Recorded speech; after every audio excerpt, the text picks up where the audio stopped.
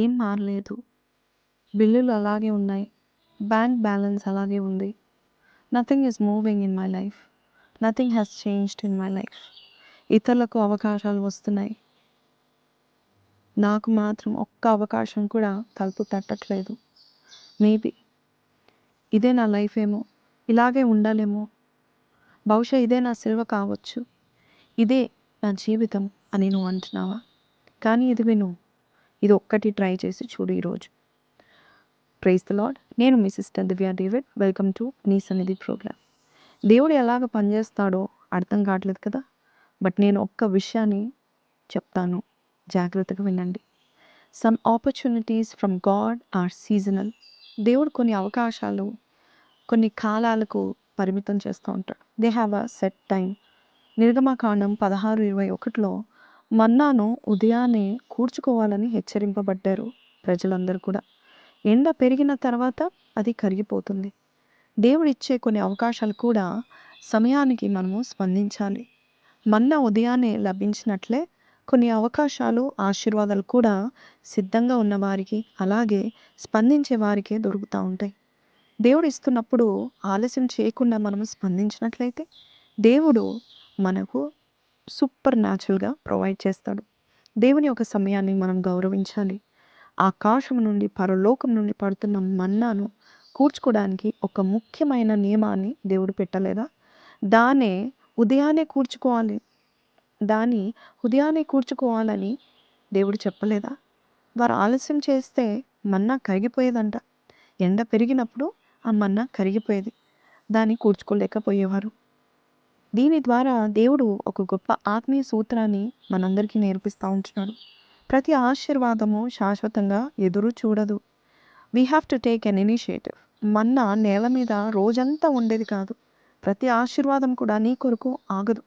అలాగే దేవుడు కొన్ని గొప్ప గొప్ప అవకాశాలు తెరవకముందు కొన్ని క్షణాలు ఎప్పటికీ ఉండవని దేవుడు చెప్తా ఉంటున్నాడు. కాబట్టి మన్నా ఎలాగైతే కరిగిపోయిందో దేవుడు ఇవ్వలేదు అని మనం అనకూడదు, కానీ మనము సరైన సమయానికి మనం స్పందించలేదని అర్థం. మన్నా నేల మీద రోజంతా ఎలాగైతే ఉండదో అలాగే రోజంతా నీ కొరకు అవకాశాలు తెరవబడి ఉండవు. ఇది జీవితంలో చాలాసార్లు జరుగుతూ ఉంటుంది. ఒక చిన్న వ్యాపారం ఆలోచన వస్తుంది, కానీ నువ్వు భయంతో ప్రారంభించవు. ఒక వ్యక్తి మనకు సహాయం చేయడానికి వస్తూ ఉంటాడు, కానీ మనం గుర్తించము. ఒక వరాన్ని దేవుడు మనకు ప్రసాదిస్తాడు, కానీ నేనా ప్రభా, నా వల్ల అయితే కాదు ప్రభా అని వదిలేస్తాం. ఒక సేవ అవకాశం దేవుడు మనకి ఇస్తున్నట్లయితే ఇంకొక రోజు వాడుకో ప్రభా, లేక ఇంకొకరిని వాడుకో ప్రభా అని మనం చెప్తాం.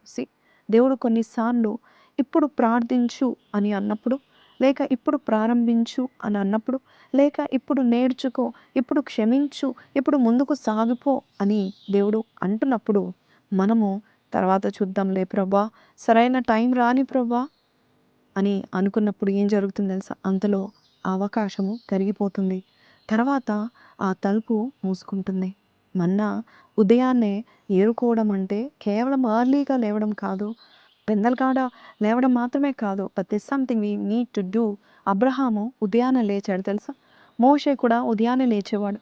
యెహోషువ అంతేకాదు, యేసయ్య కూడా చీకటి ఉన్నప్పుడే ప్రార్థనకు వెళ్ళాడు.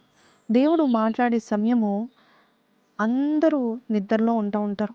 ఉదయం 3 గంటలకు చాలా పరిశుద్ధ సమయము కదా అని నువ్వు అనుకుండవచ్చు. కాదు, అది పరిశుద్ధ సమయం అని నేను చెప్పట్లేదు, కానీ ప్రపంచమంతా నిశ్శబ్దముగా ఉన్న సమయము, శబ్దాలు మొదలయ్యే ముందు దేవునితో గడిపే సమయము ఎంతో శక్తివంతమైనది. ఈ 3 గంటలకు మనం చూసినట్లయితే ప్రపంచము చాలా నిశ్శబ్దంగా ఉంటుంది. మనుషులు గాఢ నిద్రలో ఉంటారు. అటువంటి సమయంలో మెల్లని స్వరముతో దేవుడు మనతో మాట్లాడతాడు.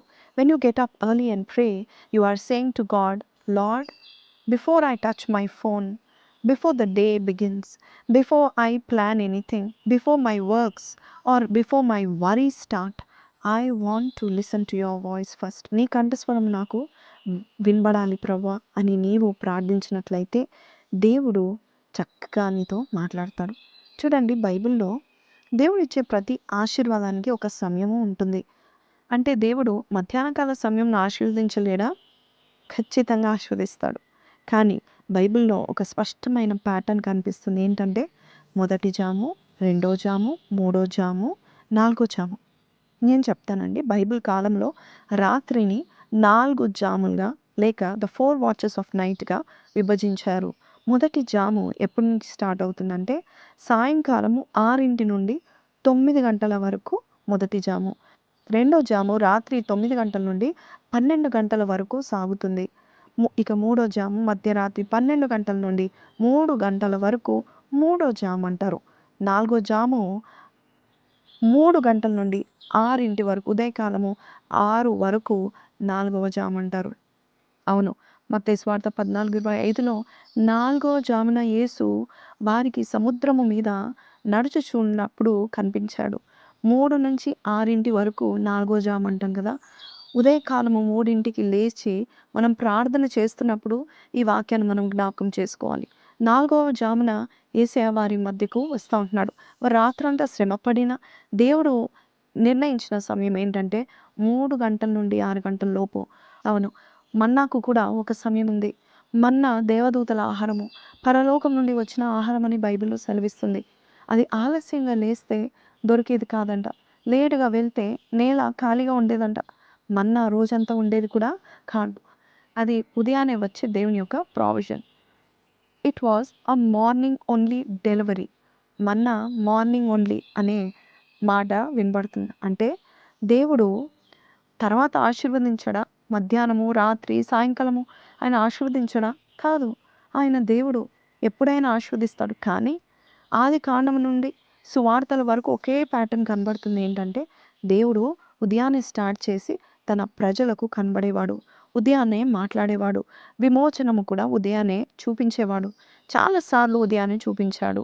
అనేక సార్లు మనం చూస్తున్నాం. మధ్యాహ్నం కూడా దేవుడు కార్యాలను చేశాడు. సాయంత్రాలు, అర్ధరాత్రి కూడా చేశాడు. కానీ దేవుని యొక్క విధానము జాగ్రత్తగా మనం గమనించినట్లయితే బైబిల్‌ని మనం పరిశీలిస్తే కనుక చాలా పెద్ద బ్రేక్ త్రూసే కావచ్చు, చాలా పెద్ద రక్షణ కార్యాలు కావచ్చు, నాలుగో జాములో జరిగాయని మనం చూస్తున్నాం. ఫర్ ఎగ్జాంపుల్ నిర్గమకాండము 14:24లో ఉదయపు కాలపు వేళలో దేవుడు అగ్నిస్తంభం నుండి చూసి ఐగుప్తు సైన్యాన్ని కలవరపరిచినట్టుగా మనం చూస్తున్నాం. సూర్యోదయానికి ఒక జాతి అంటే ఇజ్రాయెల్ ప్రజలు అంతా కూడా పూర్తిగా విడుదల పొందుకున్నట్టుగా మనం చూస్తున్నాం. చూసారా? దేవుడు ఉదయాన్నే చూస్తున్నాడు. అలాగే మార్కు సువార్త 1:35లో కూడా మనం చూస్తే ఇంకా చీకటిగా ఉండగానే యేసయ్య లేచి ప్రార్థనకు వెళ్ళాడు. యేసయ్యకు బ్రేక్ త్రూ అవసరమా? అవసరం లేదు. అయినా కూడా ఆయన ప్రార్థనకు వెళ్ళాడు. ఏ టైంలో? ఉదయకాలపు టైంలో. ఇంకా చీకటిగా ఉన్నప్పుడే. అంటే 4 జామున వెళ్ళాడు. చూడండి, ఆయన విశ్వాన్ని సృష్టించిన సృష్టికర్త. ఆయనకు కావాలంటే 1000 మంది దేవదూతల్ని పిలువనంపగలడు. అయితే ఆయన ఎందుకు ఇంత త్వరగా లేచి ఎందుకు ఉదయకాలమే ప్రార్థన చేసేవాడు? ఎందుకు ఉదయకాలం ప్రార్థన చేసేవాడు అంటే కనుక మార్కు 1:35లో చీకటిగా ఉండగానే యేసయ్య లేచి వెళ్ళేవాడు. ఎందుకంటే ఉదయపు సమయము కేవలము డిసిప్లిన్ అని కాదు, కానీ ఇట్స్ అబౌట్ అలైన్మెంట్. ప్రపంచము మేల్కొనక మునుపే దేవునితో కనెక్ట్ అవ్వాలి. ఫోన్స్, నోటిఫికేషన్స్, ప్రెషర్స్, ఒత్తిడులు, మాటలు మొదలయ్యే ముందే దేవుని స్వరం స్పష్టంగా వినిపిస్తే మన జీవితము సెట్ అయిపోతుంది. ఆదికాండము 22:3లో కూడా మనం చూస్తే అబ్రహాము తన లైఫ్‌లోన అత్యంత కఠినమైన ఆజ్ఞ దేవుడు అతనికి ఇస్తాడు. ఇస్సాక్‌ని, నీ ఏకైక కుమారుడైన నీవు ప్రేమించిన ఇస్సాక్‌ని, నీకు వృద్ధాప్యములో పుట్టిన ఈ ఇస్సాక్‌ని నాకు అర్పించు బలిగా అని దేవుడు చెప్పినప్పుడు అతడు ఉదయాన్నే లేస్తాడు. లేచి ఇస్సాకును అర్పించడానికి కొండ ప్రాంతానికి వెళ్తాడు. అసలు ఆలస్యము చేయలేదని వాక్యం సెలవిస్తుంది. నేను సిద్ధంగా లేను ప్రభువా అని అనలేదు. లేచి వెళ్ళాడు. అలాగే నిర్గమకాండం 8:20లో కూడా మోషే ఫరో ఎదుట నిలబడ్డానికి ఉదయాన్నే లేచాడు. నిర్గమకాండం 24:4లో కూడా దేవుడు ధర్మశాస్త్రాన్ని ఇవ్వబోతున్నప్పుడు మోషే ఉదయాన్నే బలిపీఠంని కట్టినట్టుగా మనం చూస్తూ ఉంటున్నాం. యెహోషువ 3:1లో కూడా యెహోషువ యోర్దాను దాటి అవతలికి వెళ్ళే రోజు కూడా యెహోషువ ఉదయాన్నే లేచాడు. యెహోషువ 6:12 కూడా యెరికో గోడలను కూల్చిన రోజు కూడా ఆయన ఉదయాన్నే లేచినాడని బైబిల్ సెలవిస్తుంది. ప్యాటర్న్ చూస్తున్నారా? ఉదయాన్నే ప్రారంభమైన విజయము రోజంతా ఉంటుంది. ఇక్కడే చాలామంది దేవుని బిడ్డలు మిస్ అవుతా ఉంటున్నారు. ఇతరులు ఇంకా నిద్రలోనే ఉన్నప్పుడే ప్రారంభం చేయండి మీ ఆశీర్వాదాన్ని. యోబు 38:12 ఇంగ్లీష్లో ఏముందంటే, God ask, have you commanded the morning since your days began? అంటే నీవు ఉదయానికి నువ్వు ఆజ్ఞ ఇచ్చావా అని అడుగుతున్నాడు. యోబు 22:28లో నీవు యోచనలు చేసినా కూడా దాన్ని నేను స్థిరపరుస్తానని దేవుడు చెప్తున్నాడు. అవును, నువ్వు లేచావా అని దేవుడు అడగటం లేదు, కానీ నీవు నీ ఉదయాన్ని నడిపించావా, నాయకత్వాన్ని వహించావా అని దేవుడు అంటున్నాడు. చాలామంది ఉదయాన్నే లేస్తారు, కానీ రోజు వారిని నడిపించేది ఏంటి తెలుసా? పక్కింటి వారు, ట్రాఫిక్, ప్రెషర్స్, అనవసరమైన మెసేజెస్, సమస్యలు, తిట్లు, ఇవన్నీ వారిని నడిపిస్తున్నాయి. 9 గంటలకల్లా వారు చాలా ఇరిటేట్ అయిపోతూ ఉంటారు. కానీ ఏ సౌండ్ రాక మునిపే దేవునితో నువ్వు గడిపితే, చూడండి 3 గంటల నుంచి నేను కొన్ని మాటలు చెప్తా. 3 గంటల నుండి 4 గంటల వరకు కొన్ని విషయాలు మనం చేద్దాం. ఏంటి అంటే, ఫస్ట్ 15 నిమిషాలు 3 నుంచి 3:15 వరకు కృతజ్ఞతాస్తుతులు చెల్లించండి. దేవా, సజీవులున్న దేశంలో నాకు స్థానం ఇచ్చావు, నీకు వందనాలు. నిన్నంతా కూడా నన్ను, నా కుటుంబాన్ని కాపాడినందుకు నీకు వందనాలు. అవును, ఇలాగ నీవు గుర్తు తెచ్చుకొని 15 నిమిషాల పాటు స్తుతి చెల్లించు. స్తుతి స్థితిని మార్చడమే కాదు, మనలను సరైన స్థితిలో కూడా ఉంచుతుంది ఈ స్తుతి. కాబట్టి స్తుతి చెల్లించడం మర్చిపోకండి. Start with praise. రెండోదిగా 15 నిమిషాల తర్వాత వాక్యాన్ని చదవండి. ఆ తర్వాత ధ్యానము చేయండి. యెహోషువ 1:8లో రాత్రింబగలు ఈ ధర్మశాస్త్ర గ్రంథాన్ని నువ్వు ధ్యానించినప్పుడు నీవు వర్ధిల్లుతావని దేవుడు యెహోషువకి చెప్పినట్టుగా మనం చూస్తూ ఉంటున్నాం. దేవుడు యెహోషువకి త్వరగా చదువు అని అనలేదు, కానీ ధ్యానించు అని దేవుడు చెప్పాడు. అవును, ఒక వాక్యాన్ని చదవడమే మాత్రమే కాదు, ఆ వాక్యాన్ని నువ్వు తీసుకో, దానిలో ఉన్న జీవాన్ని నువ్వు ఆస్వాదించు. దానిలో ఉన్న మాటలను నువ్వు ధ్యానించినప్పుడు ఏం జరుగుతుందంటే, దేవుని యొక్క వాక్యము చెప్తున్నట్టుగా నువ్వు అడుగును నువ్వు స్థిరపరచుకుంటావు. హబక్కూకు 2:2లో ఇంకొక మాట దేవుడు మనకి బయలుపరుస్తున్నాడు. ఏంటంటే, ఆ దర్శనమును రాసుకోనుము అంటున్నాడు. ఆ దర్శనము రాసుకో. దేవుడు ఈరోజు నీతో ఏం మాట్లాడాడో, ఏ వాక్యమైతే నువ్వు ధ్యానం చేశావో, కేవలము వినడం, కేవలం చదవడం కాదు, దాన్ని రాసుకో. సో 3 నుంచి 4 వరకు దేవుని స్తుతులు చెల్లించు, వాక్యాన్ని చదువు, ఆ వాక్యాన్ని ధ్యానించు. వాక్యాన్ని ధ్యానించిన తర్వాత దేవుడు నీతో ఏదైతే స్పష్టంగా ఈరోజు మాట్లాడుతున్నాడో అది హబక్కూకు 2:2 ప్రకారము దాన్ని రాసుకో. ఒక పుస్తకము మెయింటైన్ చేసుకొని ఆ మాటలన్నీ రాసుకోండి. ఇక 4 అయిపోయింది కదా, ఇక 4 నుంచి 5 వరకు మీరు ఏం చేయాలో నేను చెప్తాను. ఈ సమయంలో నీ నోరు దేవుని ఖడ్గంగా మారిపోవాలి. నువ్వేం మాట్లాడాలంటే జీవాన్ని మాట్లాడాలి. నేను ఆశీర్వాదపు గుంపులో నేనున్నాను. నేను ఆశీర్వాదంలో నడుస్తున్నాను. నా అప్పులు తీరిపోతున్నాయి. నా దేవుడు నా పక్షంగా ఉండి నన్ను అప్పిచ్చువాడుగా చేస్తున్నాడు.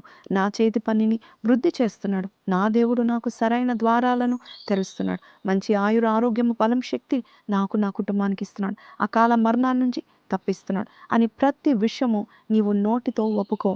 సామెతలు 18:21 ప్రకారం జీవం మరణము నాలుక వశము.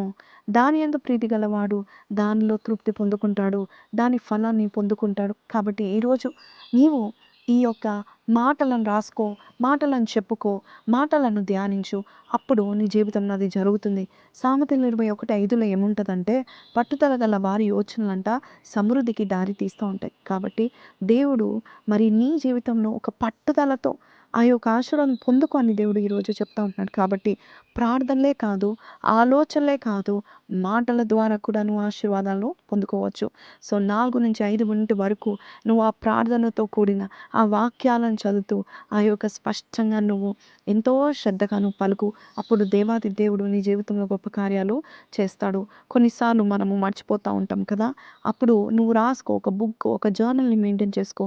అది ఖచ్చితంగా ప్రతిరోజు నువ్వు చెప్తా ఉంటుండగా ఒకరోజు నీ చెప్పిందే జరుగుతుంది.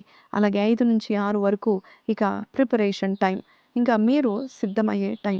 ఈ టైంలో మీరు ఏం చేయాలంటే, సామెతలు 22:29లో తన పనిలో నిపుణత గల వాడంట రాజు సమక్షంలో నిలబడతాడు, కానీ సామాన్యుల ఎదుట నిలబడడు. కాబట్టి ఈ 5 నుంచి 6 కేవలము ప్రార్థన, కేవలము వాక్యము, కేవలము ఒప్పుకోలు, కేవలము విశ్వాసము, కేవలము వాక్యం ధ్యానించడం మాత్రమే కాదు, పని మొదలుపెట్టు. ప్రార్థనతో పాటు ఇంప్లిమెంటేషన్ కూడా ఉండాలి. దేవుడు చూస్తూ ఉంటున్నాడు. దేవుడు సంపాదించడానికి సామర్థ్యత దేవుడు కలుగజేస్తాడు. అవును, నైపుణ్యతను దేవుడు కలుగజేస్తాడు. నీ భవిష్యత్తు మారాలంటే 24 గంటల ప్రార్థనలో కూర్చోవడం కాదు. ఆ ప్రార్థన చేసిన తర్వాత దేవుడు నీకు బయలుపరిచిన ఆ వాక్యాన్ని పట్టుకొని, ఆ నోటితో ఆ వాక్యాన్ని శ్రద్ధగా పలికి, ఆ తర్వాత దేవుడు చెప్పిన దానికి ముందు అడుగు వేస్తా ఉండు.